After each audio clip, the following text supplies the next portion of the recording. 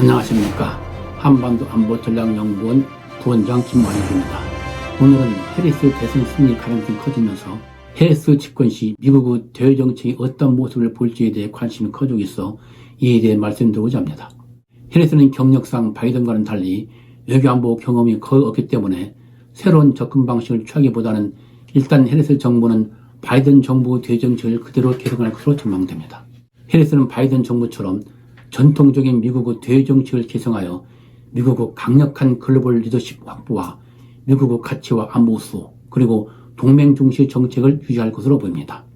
이러한 해리스 대외정책 방향은 8월 22일 민주당 정당대회에서 행한 대선 후보 수락 연설과 폴 8 발표한 공약집에 그대로 나타나 있습니다.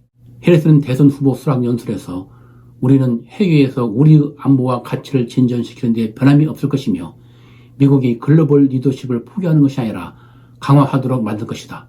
총사령관으로서 나는 미국이 항상 세계에서 강력하고 치명적인 전투력을 부여하도록 할 것이다 라고 언급하고, 나는 민주주의와 폭정 사이의 끊임없는 투쟁 사이에서 미국이 어떤 위치에 서 있는지를 알기 때문에 대통령으로서 우리의 안보와 이상을 수호하는 데 결코 흔들림이 없을 것임을 분명히 하였습니다.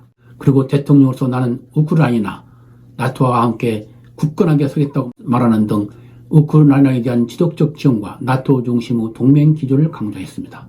또한 공약집에서는 혁신의 힘을 발휘해 21세기 경쟁에서 승리하며 글로벌 리더십을 포기하지 않고 강화하겠다는 입장을 밝히면서 동맹과 함께하고 독재자에 맞서며 세계 무대에서 리더십을 발휘하겠다고 선언했습니다. 그리고 미중 전략 경쟁과 관련하여 중국이 아닌 미국이 21세기 경쟁에서 승리하고 미국의 글로벌 리더십을 포기하는 것이 아니라 더욱 강화할 것이라며 반도체에서 청정에너지, 인공지능의 일위까지 미국이 미래 산업에서 리더로 남을 수 있도록 노력할 것임을 강조했습니다.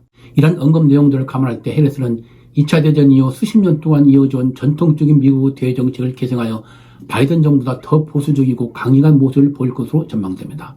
그러나 한편으로는 미국 우선주의를 반영한 실력을 추구하는 실용적 모습도 보일 것으로 예상됩니다. 현재 해리스 집권 시 외교안보 정책을 수립하고 있는 해리스 안보보좌관이자 향후 백악관 안보보장으로 등용에 화실시되고 있는 필 고든의 정책 성향 때문입니다. 필 고든은 미국의 글로벌 리더로서의 역할과 동맹국들과 밀접한 유대를 강조하면서도 이념보다는 미국의 국익을 우선한 실용주의를 주장하고 있습니다.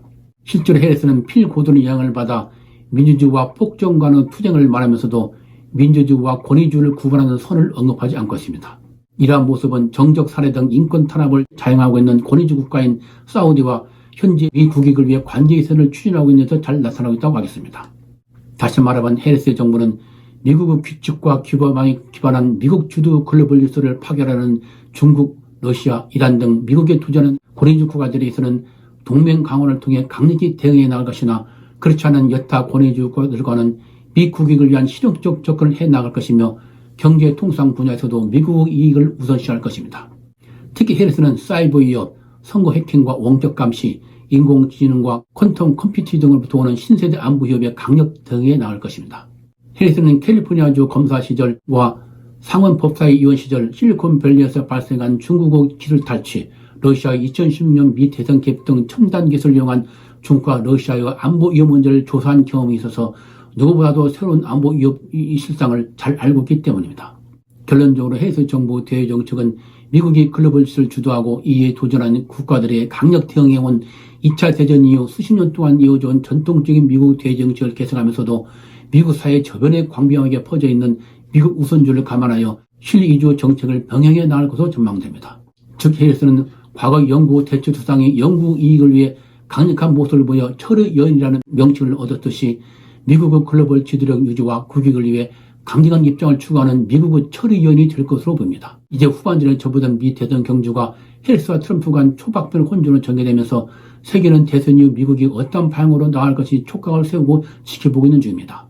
우리도 해리스와 트럼프 집권 시 각 정부 향후 정책 방향이 어떻게 전개될 것인지 세밀하게 관찰하면서 대응책을 마련해 나갈 것입니다. 오늘은 해리스 대선 승리 시 예상되는 대정책 방향에 대해서 말씀드렸습니다. 여러분은 이 대선 이후 미국의 대정책 이해에 도움됐으면 좋겠습니다. 시청해주셔서 감사합니다.